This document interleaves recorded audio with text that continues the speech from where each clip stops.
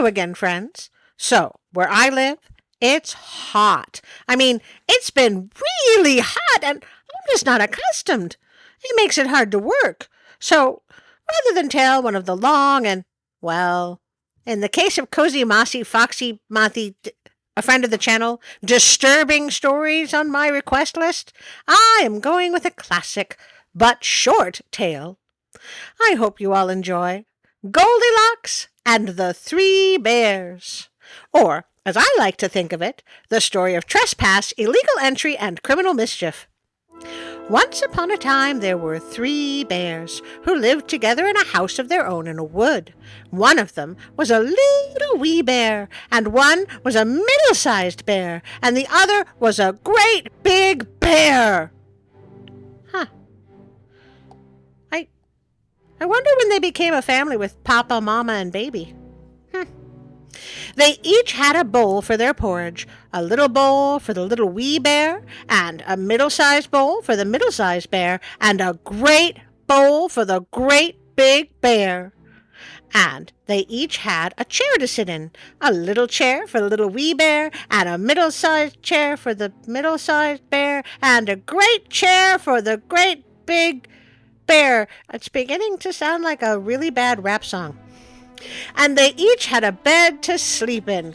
Wait. Oh, let me guess. It's a little bed for the little wee bear, and a middle-sized bed for the middle-sized bear, and a great bed for the great big bear. I should try beatboxing. Let's say boots and cats and boots and cats and Never mind. One day, after they had made the porridge for their breakfast and poured it into their bowls, they walked out into the wood while the porridge was cooling, that they might not burn their mouths by beginning too soon, for they were polite, well-brought-up bears. "Ah, I like these bears." And while they were away, a little girl called Goldilocks, who lived at the other side of the wood and had been sent on an errand by her mother, passed by the house and looked in at the window, and then she peeped in at the keyhole, for she was not a well-brought-up little girl. Clearly. Then, seeing nobody in the house, she lifted the latch. The door was not fastened, because the bears were good bears who did nobody any harm and never suspected that anybody would harm them. Well, that's nice. A terrible mistake, but really nice. So Goldilocks opened the door and went in, and well pleased was she when she saw the porridge on the table. If she had been a well-brought-up little girl, she would have waited till the bears came home, and then perhaps they would have asked her to breakfast, for they were good bears, a little rough or so, as the manner of bears is, but for all that very good-natured and hospitable. No, if she were a well-brought-up little girl, she wouldn't have trespassed in the first place. But she was an impudent, rude little girl, and so she set about helping herself. First she tasted the porridge of the great big bear, and that was too hot for her. Next she tasted the porridge of the middle-sized bear, but that was too cold for her. That's not how physics work. Seriously, did the middle-sized bear keep their middle-sized bowl in the middle-sized freezer? After that she went to the porridge of the little wee bear and tasted it, and that was neither too hot nor too cold, but just right, and she liked it so well that she ate it all up, every bit. She's insane. I've tried porridge. It's really not that good. Then Goldilocks, who was tired, for she had been catching butterflies instead of running an errand, sat down in the chair of the great big bear, but that was too hard for her. Then she sat down in the chair of the middle-sized bear, and that was too soft for her. But when she sat down in the chair of the little wee bear, that was neither too hard nor too soft, but just right. So she seated herself in it, and there she sat till the bottom of the chair gave out. What is this, a chair by IKEA? And down she came, plump upon the ground, and that made her very cross, for she was a bad-tempered little girl. Wait, seriously, how long did she sit there, and how hot was this porridge? The bear should be coming home at some point, right?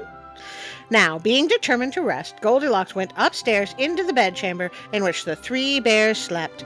And first she lay down upon the bed of the great big bear, but that was too high up at the head for her. And next she lay down at the bed of the middle-sized bear, and that was too high at the foot for her. And then she lay down upon the bed of the little wee bear, and that was neither too high at the head nor at the foot, but just right. So she covered herself up comfortably and lay there till she fell asleep. The nerve of this child! Did it not occur to her that this was a bad idea? I hope the bears eat her. By this time, the three bears thought their porridge would be cool enough for them to eat it properly, so they came home to breakfast. Now, careless Goldilocks had left the spoon of the great big bear standing in his porridge. First of all, thick porridge. Second of all, that's bad luck. "Somebody has been at my porridge," said the great big bear in his great rough, gruff voice. Then the middle-sized bear looked at his porridge and saw the spoon was standing in it, too. "Somebody has been eating my porridge," said the middle-sized bear in his middle-sized voice. Then the little wee bear looked at his, and there was the spoon in the porridge bowl, but the porridge was all gone. "Somebody has been at my porridge and has eaten it all up," said the little wee bear in his little wee voice. Upon this, the three bears, seeing that someone had entered their house and eaten up the little wee bear's breakfast, began to look about them. Now the careless Goldilocks had not put the hard cushion straight when she rose from the chair of the great big bear. "Somebody has been sitting in my chair," said the great big bear in his great rough, gruff voice. And the careless Goldilocks had squatted down the soft cushion of the middle... Squatted down? Really? That's a terrible way to phrase that. The soft cushion of the middle-sized bear. "Somebody has been sitting in my chair," said the middle-sized bear in his middle-sized voice. "Somebody has been sitting in my chair and has sat the bottom through," said the little wee bear in his little wee voice. Then the three bears thought that they had better make a further search in case it was a burglar, so they went upstairs into their bedchamber. Now Goldilocks had pulled the pillow of the great big bear out of its place. "Somebody has been lying in my bed," said the great big bear in his great rough, gruff voice. And Goldilocks had pulled the bolster of the middle-sized bear out of its place. A bolster is kind of like a cover, like a blanket. Anyway, I didn't feel like Googling it. "Somebody has been lying in my bed," said the middle-sized bear in his middle-sized voice. And when the little wee bear came to look at his bed, there was the bolster in its place, and the pillow was in its place upon the bolster, and upon the pillow there was Goldilocks' yellow head, which was not in its place, for she had no business being there. "Somebody has been lying in my bed, and here she is still," said the little wee bear in his little wee voice. Now Goldilocks had heard in her sleep the great rough, gruff voice of the great big bear, but she was so fast asleep that it was no more to her than the roaring of the wind or the rumbling of thunder. Heavy sleeper, that kid. And she had heard the middle-sized voice of the middle-sized bear, but it was only as if she had heard someone speaking in a dream. But when she heard the little wee voice of the little wee bear, it was so sharp and so shrill that it awakened her at once. Up she started, and when she saw the three bears on one side of the bed, she tumbled herself out of the other, and ran to the window. Now the window was open, because the bears, like good tidy bears as they were, always opened their bedchamber window when they got up in the morning. So naughty, frightened little Goldilocks jumped. And whether she broke her neck in the fall, or ran into the woods and was lost there, or found her way out of the wood and got whipped for being a bad girl and playing truant, no one can say. But the three bears never saw anything more of her. Wow, I did not see that ending coming. I have to tell you, in all honesty, I like that ending. I like it a lot. She is not the hero of this story. The bears are, and the story is fine with that. Good for you, story. Well, we come to the end of another story.